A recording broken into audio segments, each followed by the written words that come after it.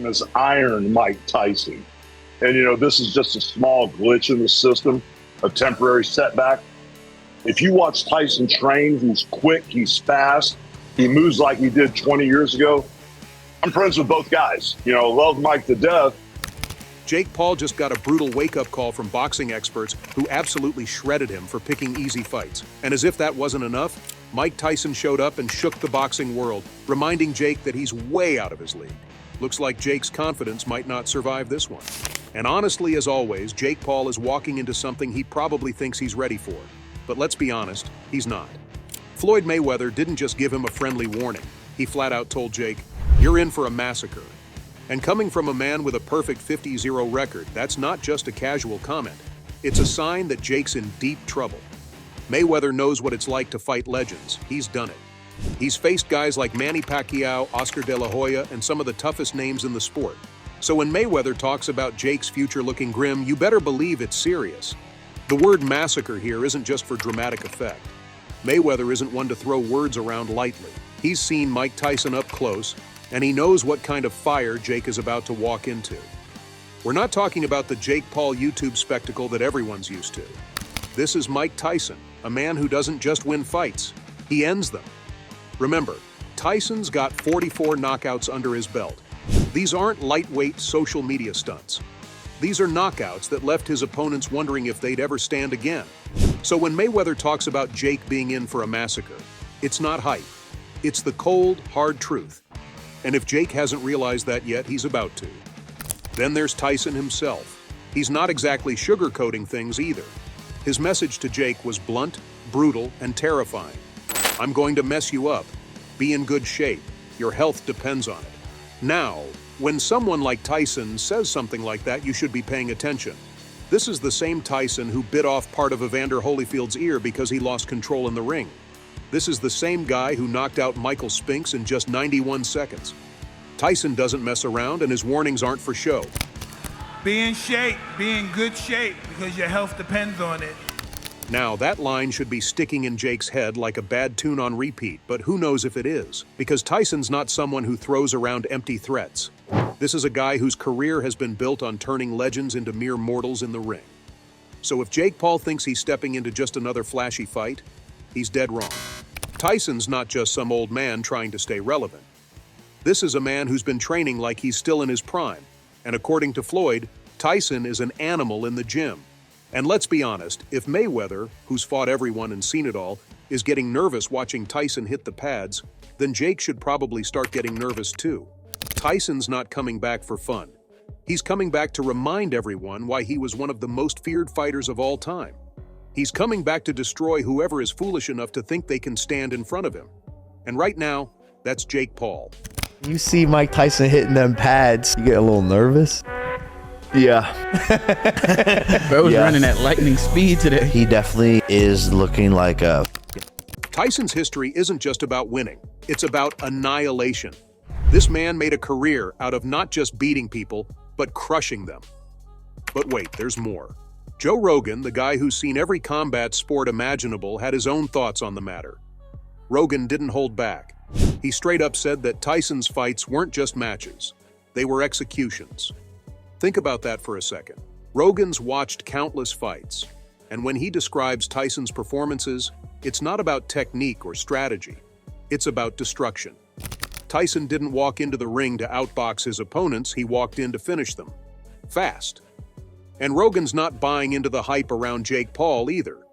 To Rogan, Jake isn't just out of his league, he's out of his mind if he thinks he can go toe-to-toe with a man like Tyson. This isn't about whether Jake Paul has some skill or whether he can throw a punch. Sure, he's knocked out a few retired MMA guys and made headlines with his antics, but Tyson is a whole different level. Tyson's not concerned with Jake's social media following or how many people are watching the fight. Tyson's concerned with one thing: destruction. And that's exactly what Jake is walking into. This isn't a fight against an ex-MMA guy or a retired basketball player. This is Mike Gay freaking Tyson, the man who knocked out opponents before they even knew what hit them. And let's not forget about Tyson's training. Even at 58 years old, the man is still a beast. When Mayweather, someone who's known for being a tactical genius, says Tyson is training like an animal, you know things are serious. Mayweather doesn't get shaken up easily, but watching Tyson train, even he is starting to worry for Jake. Tyson is coming into this fight not just for fun, but to remind the world who the true heavyweight king is. This isn't an exhibition. This is a demolition waiting to happen. Then we throw the hooks, I'm coming under, boom, then I go to the side, I twist here. It's all day, but so they can.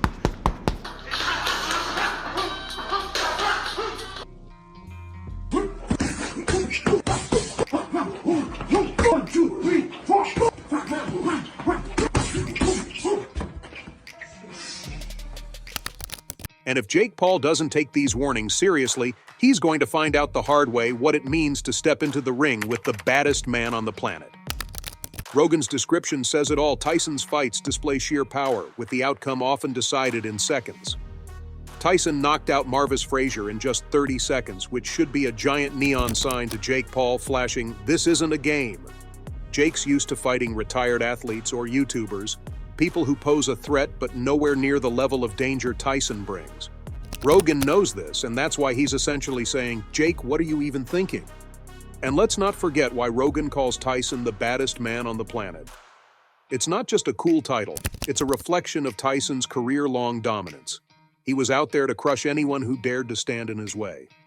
And Jake Paul, with all his bravado and overconfidence, is stepping right into the storm. But Mike Tyson is the reason why this desk is this width. Did I tell you that? No, this is real? Yeah.